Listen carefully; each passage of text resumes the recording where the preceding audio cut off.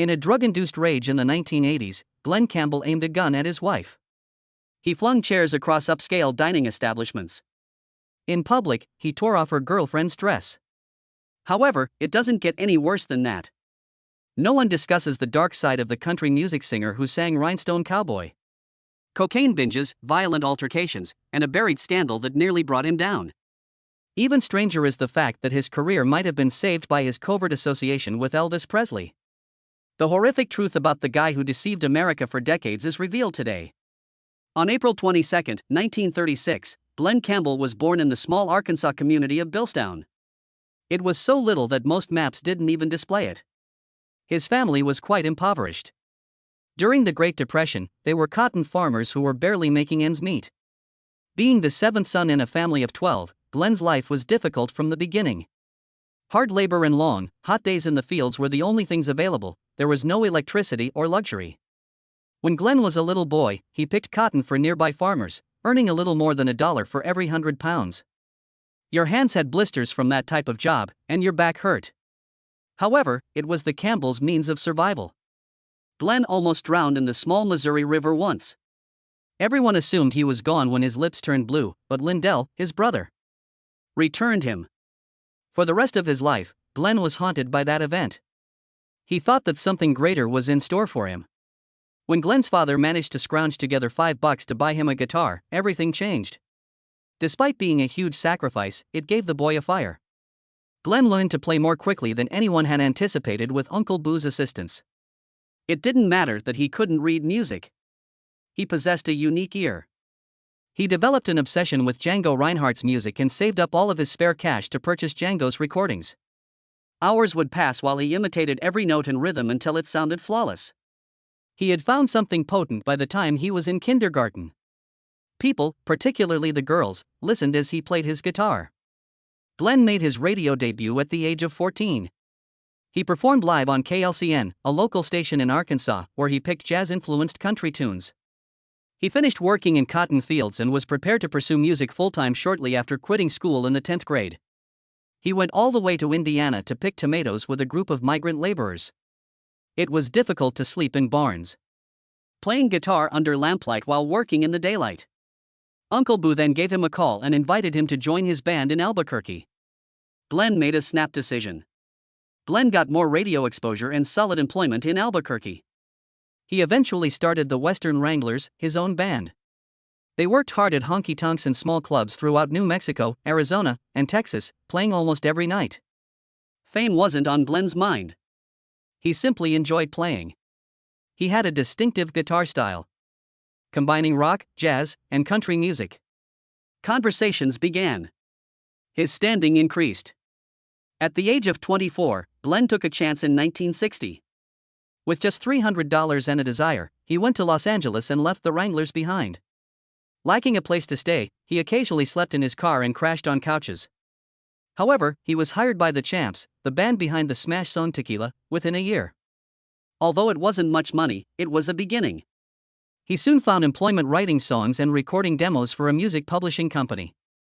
He met studio musicians at that employment, and by 1961, Glen was a member of the Wrecking Crew, an exclusive group. That crew made a recording for everybody. Glen contributed to hundreds of songs as a bassist, mandolinist, banjoist, and guitarist. He appeared on more than 500 recordings in 1963 alone. Even though most people were unaware of it, Glen's guitar was used to support well-known artists like Frank Sinatra, Dean Martin, Elvis Presley, and the Beach Boys. But the charm was seen by other musicians.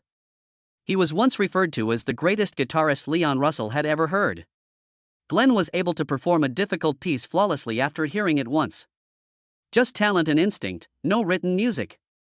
He was known for being fussy, but Glen impressed him, and one of his happiest accomplishments was playing guitar on Frank Sinatra's Strangers in the Night in 1966. Glen never forgot the rare nod of praise Sinatra offered him throughout the session. Glen replaced Brian Wilson when on tour with the Beach Boys at the same period. He had to pick up challenging falsetto harmonies and bass lines quickly. Although it wasn't simple, Glen succeeded. Additionally, he played guitar on some of their best-known songs, such as the catchy opening of Fun, Fun, Fun. Glen maintained his composure in the face of balancing radio appearances, studio sessions, and live performances. He was aware of his origins. Glen Campbell was only 20 years old in 1956 and was still figuring out his musical career. He had relocated to Albuquerque in order to play with the Sandia Mountain Boys, his uncle's band. Everything changed one night. He attended a local fair to see Elvis Presley, a budding sensation, perform. Elvis was a less polished figure than he is now. He was fiery, untamed, and unadulterated. The excitement was tremendous, even though he was only accompanied by a basic band. Glen was amazed as he stood there. "It was like seeing something really amazing," he said afterwards. Something clicked that evening. It had a deep impression on him, and he realized he was witnessing the music of the future. Glen was in Los Angeles in 1960, a few years later, attempting to become a successful session guitarist. He got a regular spot at the Crossbow, a tiny club hidden off Van Nuys Boulevard. It featured a peaceful upstairs area where celebrities could sit without being noticed, but it was nothing special. It was there that Elvis began to appear. He would attend with his closest friends, watch Glen perform, and occasionally yank him away to express his admiration. Due to the owner's connections in the entertainment industry, the establishment became a little-known hangout for celebrities. For Glen, creating genuine connections was more important than merely performing music. Elvis was a fan now, not just a faraway idol. Glen's career was beginning to take off by the middle of the 1960s. However, he was working on something out of the ordinary behind the scenes. He created 18 demo tracks between 1964 and 1968 especially for Elvis. These were not preliminary drawings. Complete studio recordings were created so that Elvis could listen to them and, ideally, record himself. Glen was able to replicate the voice of nearly anyone, and he sang like Elvis for these demos. Glen could sing like Johnny Cash, according to his manager. "Anyone you wanted, Johnny Mathis." In the end, Elvis recorded 12 of those songs, some of which were featured in his films, such as Spin Out and Clambake. Prior to their eventual release in 2018 on the album Sings for the King, no one was aware that these demos ever existed. Even a duet between Glen and Elvis is digitally matched on that record. Although their collaboration was minimal, it demonstrated how much Elvis trusted Glen's voice. Another incident occurred in 1970, and although no one documented it, fans continue to discuss it. Elvis had already begun his renowned series of sold-out gigs at the International Hotel, where Glen was making his debut in Las Vegas. Glen, Elvis, and Tom Jones ended up having a private jam session one evening in Elvis's hotel suite. It was just the three of them, playing any game they could think of. There was only music, no microphones or cameras. After playing for a few hours, they stopped. Everyone who heard about it said it was magical, but nothing was recorded. Perhaps that's a better option. It remained unadulterated. The TCB Band was a new band that Elvis was forming at this time. Glen Campbell was one of his top picks for a lead guitarist. Glen and James Burton were the only two candidates. Glen had just made a name for himself, but Burton had been playing with Ricky Nelson. He had his own TV program, admirers all over the world, and momentum that was difficult to break thanks to hits like Wichita Lineman and By the Time I Get to Phoenix. Despite his admiration for Elvis, Glen declined the invitation. He made the difficult decision to continue advancing his own profession. After securing the gig, James Burton influenced the style of Elvis Presley's live performances during the 1970s. However, that offer and Glen's refusal turned into one of the major what-if events in the history of music. The ascent to stardom of Glen Campbell wasn't a spectacular one. "Turn Around, Look at Me," a gentle song, opened the proceedings. When he recorded it in 1961, he was only 24 years old. The song went well enough in Canada to draw some attention, but it didn't blow the US charts away. After noticing, Capitol Records signed him in 1962. However, the major break did not happen immediately. Glen found himself in a peculiar situation for years. He played for the world's biggest artists as a talented session guitarist. However, he was failing as a solo performer. Capitol Documents almost gave up on him. They were prepared to let him go by 1966. Then something was different. Capitol gave him a final chance by matching him with producer Al DeLore. It was a risk, but it paid off. Glen had a little country hit with Burning Bridges, their first song together. But with Gentle on My Mind, the magic truly happened. On the radio, Glen had heard the original, adored it, and he and his musician pals created a demo. DeLore refined the demo into a full-fledged master without even informing Glen about it. It wasn't at the top of the charts when it was released. It touched a nerve even though it hardly made it into the top 30. In addition to winning 4 Grammys, it gave Glen newfound recognition. Something much greater was made possible by that music. At that point, Glen began collaborating with Jimmy Webb, a young songwriter. Webb had a talent for writing evocative, passionate songs and was a talented composer. Glen, who was self-taught on the guitar and from a completely other world, rural Arkansas, had very little education. Something clicked, though, when Glen sang Jimmy's tunes. By the Time I Get to Phoenix, their debut single, was well received by both reviewers and listeners. Wichita Lineman, a song about a lonely Midwest telephone lineman, followed. They followed it up with another smash, Galveston, but no one anticipated that it would end up being one of the best songs ever recorded. Every song seemed to be a harmonious combination of voice, melody, and emotion. Jimmy provided Glen a level of artistic depth he had never experienced before, and Glen made Jimmy's difficult song appear easy. The success continued to grow. Glen won the CMA's Male Vocalist of the Year and Entertainer of the Year awards in 1968. In the same year, his record, Wichita Lineman, topped the Billboard album chart, surpassing the Beatles' White Album and displacing Jimi Hendrix. He was no longer merely a country singer. He was among the most well-known figures in all of music. There was no denying his broad appeal. He could perform alongside pop stars one night and country legends the next. After that, CBS called. In the summer of 1968, Glen was originally hired by CBS as a stand-in host for their variety show, replacing the Smothers Brothers. But he was adored by the audience. His grin was pleasant, his voice was recognizable, and he exuded an easy charm. Thus, he was given his own show, The Glen Campbell Good Time Hour, by the network.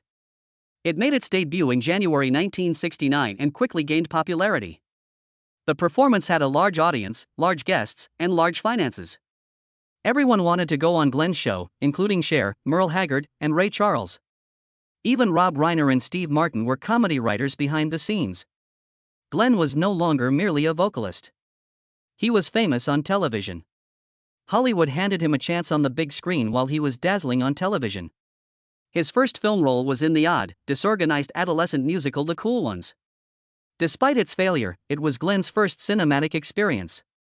Then True Grit appeared. It was serious this time.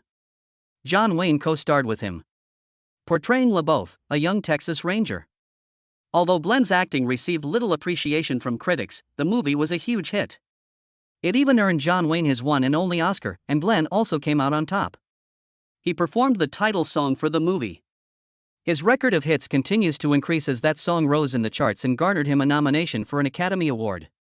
Glen Campbell's romantic life became an uncontrollable wildfire in the early 1980s. There was more to his affair with Tanya Tucker than romance.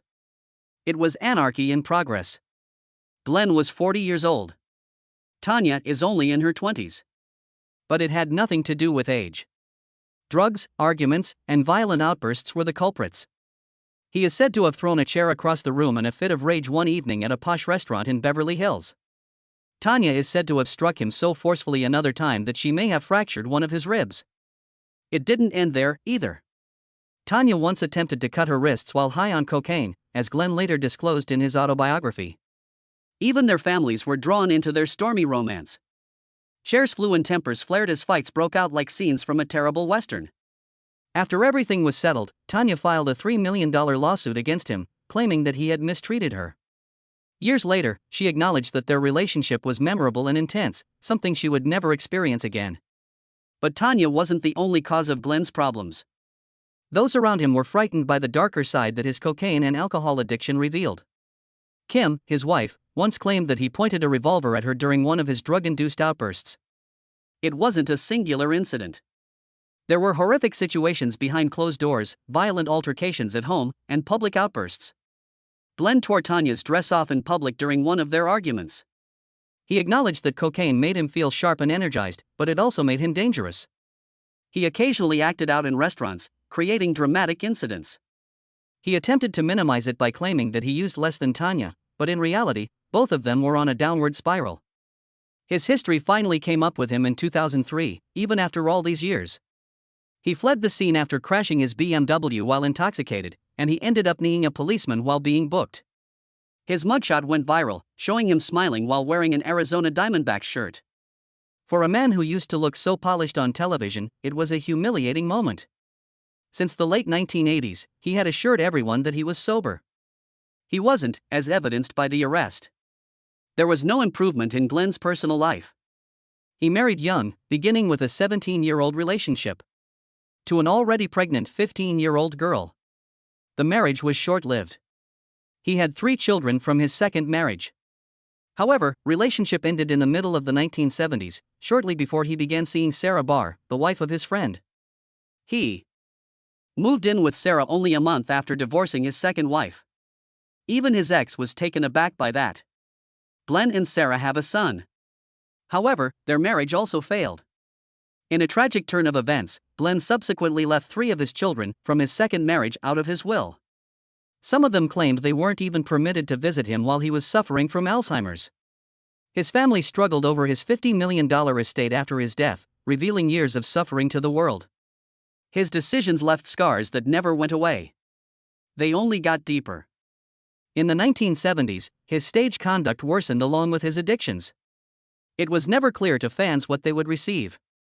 He mumbled the lyrics as he struggled through Rhinestone Cowboy, accusing the band of playing too quickly. When the audience cheered, he kicked over the microphone stand in Vegas after forgetting entire verses of Wichita Lineman and making up garbage. He appeared so agitated on a TV Christmas special that the network had to modify the entire thing to make it suitable for broadcast. He was supposed to sing 3 songs at the Grand Ole Opry, but he only finished part of one before he left, dizzy and confused. Even after promoters began including sobriety clauses in his contracts, the harm continued. He later acknowledged that he couldn't recall complete shows. His nearly 20-year tenure with Capitol Records came to an end due to his decline. The man had lost power, yet somewhere the legend still existed. Glen Campbell was in decline by 1975. His acting career was essentially ended, and his music was not charting as it once had. Critics were unreserved. He even resembled a cowboy who was designed to pursue a wooden Indian, according to one. The outlook was dismal. However, one day as he was driving through Hollywood, a song that was playing on the radio really got to him. It was Rhinestone Cowboy by Larry Weiss. It seemed as though the lyrics, which were about a struggling singer who was still hanging on, were written specifically for him. He listened incessantly. While on tour in Australia, he played it often. Capitol Records urged him to record it when he returned. And he did. Rhinestone Cowboy rose to the top of the country and pop charts, becoming a huge hit. It had been more than 10 years since it had occurred. Glen Campbell wasn't just back. He was everywhere. Soon after, he heard a different tune that would alter everything once more. At a friend's house, Alan Toussaint's Southern Nights was playing this time. Instead of merely recording it, Glen actually took the record and drove off like a cartoon figure. In contrast to Toussaint's languid, dreamy rendition, Campbell drastically changed it. He added a slick guitar lick he learned from Jerry Reed and transformed it into a catchy, lively melody. It didn't work, but when it was released in 1977, it took the world by storm. It peaked at the top of the pop, country, and even adult contemporary charts. It was adored by Toussaint himself. Wrote, even if it didn't sound anything like the version. It was another huge victory for Glen. Evidence that lightning can actually hit twice. Las Vegas called when his songs were once again at the top of the charts. Campbell soon rose to prominence as one of the Strip's main attractions. His performances included more than just music. They were elaborate shows with lots of showmanship, orchestras, and changing costumes. Fans flocked to the Hilton and MGM Grand to see him play live, and he could earn over $100,000 each week. This was Glen at his best, performing for audiences throughout the globe, singing, playing guitar like a virtuoso, and fusing pop tunes with country standards. Though later issues would erode his income, the Vegas money allowed him to invest in enterprises and real estate. Nevertheless, those were wonderful nights on the Strip. Once more, he was not only well-liked but also in control. Meeting Kim Wolin in 1981 should have been a dream come true for Glen Campbell. She prayed for a good Southern man while dancing with the Rockets at the age of 22. At first, he was a charming 45-year-old country music legend. Their first date went well initially, but as Glen continued to drink, the evening got out of hand. Kim said he changed from being kind to being vulgar in front of her, saying things that no woman wants to hear on a first date. At that moment, most people would have left, but Kim stayed. Something more, something broken, but good, was what she saw in him. She thought her love would help him. She would endure decades of heartache because of that belief. In addition to being tumultuous, their relationship was risky. Glen drew a revolver on Kim one night while she was in what she subsequently described as a frenzied drunken frenzy. Kim chose not to flee, even though it was the kind of moment that alters everything. She felt that Glen's soul was in danger and that he might not live if she left. She stayed because of her beliefs. In the hope that God would deliver the man she loved from his troubles, she prayed nonstop. And religion weren't sufficient to overcome Glen's addiction. Not yet, anyhow. After their son Cal was born, things became unbearable. Glen made a vow to abandon drugs, but he quickly betrayed that pledge. Kim was enraged. She threatened to depart with their baby. Glen became aware that he was going to lose everything for the first time. He sought assistance at the Betty Ford Center as a result of that fear. He was taking his recuperation seriously for the first time. Something more concerning was observed by the doctors. Early indicators of cognitive problems. Glen, however, persevered. Later, he claimed that it seemed as though Jesus had reached down and dragged him away from the cocaine.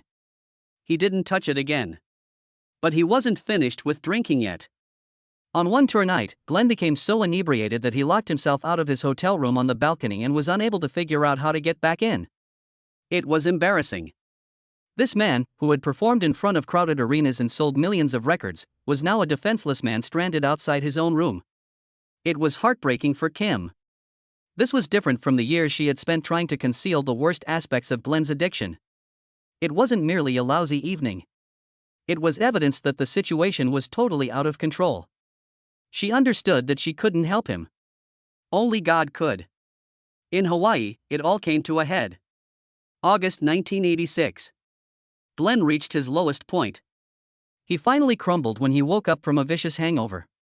He gave up that day, this time for real. And he didn't drink again after that. Although it wasn't a simple path, he took it. The diagnosis of Alzheimer's disease wasn't definitive for Glen Campbell. Long before physicians verified anything, his wife Kim detected a minor sign, missed songs, and lost moments. Glen initially dismissed it as part-timers and laughed it off. He had good days instead of Alzheimer's, and for a while, people believed that his memory problems might have been caused by his earlier struggles with drugs and alcohol. However, by 2009, while Ghost on the Cam was being recorded, Glen started to sense something wasn't quite right. It went beyond simply losing the lyrics. There was more to it. Until 2011, when doctors finally provided the actual answer, the guessing game went on. Rather than concealing the fact that it was Alzheimer's, Glen and Kim made the announcement public. They wanted everyone to know what was about to happen, especially because Glen was going to take a final road trip. Only 3 weeks were allotted for that farewell tour. The tour was not just a farewell, it was a reminder of who he was. He performed at Carnegie Hall, the Hollywood Bowl, and every night, even if the words slipped away, the music never did. Instead, it became a 150 to 51 show journey around the world. Fans came to see a legend fighting against time itself. Glen would occasionally forget where he was on stage or need assistance from his kids who joined him as part of his band, but then he would grab his guitar and blow everyone away with solos that sounded like nothing had changed.